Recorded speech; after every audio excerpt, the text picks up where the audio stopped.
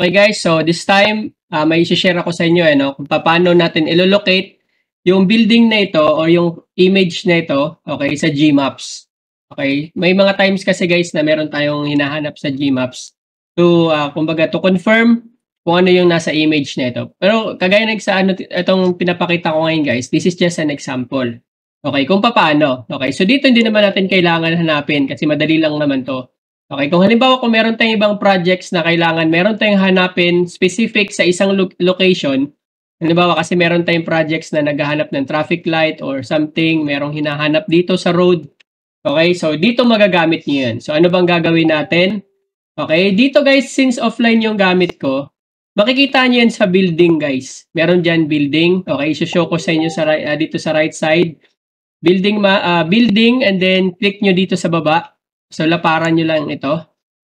Ayan, so makikita nyo yan dito. Saan ko ba yan siya makikita? Laparan ko lang.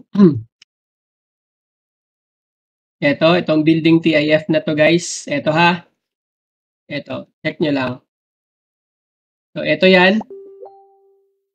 Ganyan din yung name niya guys sa actual task. Dito kasi offline kasi to. Okay, pero ganyan din yun. Same lang din. Tandaan nyo lang tong name na to. Building, tapos TIF na files. Okay, so dito yan siya makikita guys. Laparan nyo lang to konti.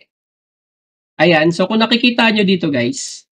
Ayan, so meron mga coordinate dito. Ayan, so ito top left, top bottom. Depende kung saan kayo magsisimula maghahanap. Okay, so pwede na to. Dito tayo mag-start. Itong coordinate na to. So ano bang gagawin? Okay, so i-copy ko lang to. Ito, i-copy ko tong area na to hanggang dyan lang. Huwag nyo na isama yan close open parenthesis. Okay, and then right-click. Huwag kayo mag-control C guys, hindi gagana yan. O, ganito mangyayari guys pag nag-control C. Wait. Halimbawa, ito, control C. Yan, ganito lalabas sa inyo. Okay, so ang gagawin nyo para hindi ganyan lalabas, right-click nyo ha. Right-click and then copy. Okay, so pagkatapos nyan guys, punta tayo sa Google. Okay, type lang natin dito Google Maps. Ganyan, ito, Google Maps. Tapos, ito, pindutin mo lang yan. So, kung makikita mo to dito sa side, guys, ito, dito mo yun ngayon i-paste yung nilagay mo. Okay, so i-paste lang natin dito. Okay, tapos mag-open ka ng isa pa. Open tayo ng isa. Dito, sabihin na natin, i-type natin yung, i-type nyo to doon, degree, ito, degree symbol. Okay, kasi nga, mahirap yan mga codes. Okay, dito na lang tayo para mapalitan natin yung code. Punta kayo doon. Again, Google lang, i-search nyo lang tong degree symbol. So, anong gagawin natin? Itong nakita nyo tong sa dulo. Okay, so zoom in natin. Nakikita nyo to. Itong symbol na to guys, itong maliit na to, yan lang yung i-copy natin. Okay, so ganitong trick dyan. So, ganyan. Select lang natin. Oops. Lumampas. Select lang natin to guys. Nandito pala sa baba. Ayan. Meron para mas malaki. Ayan. So, eto guys. Select ko lang to.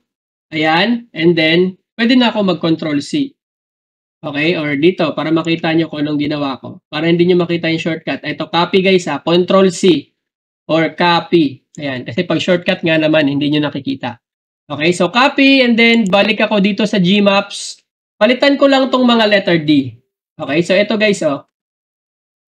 Kung nakikita nyo yan, eto, palitan ko lang yung letter D.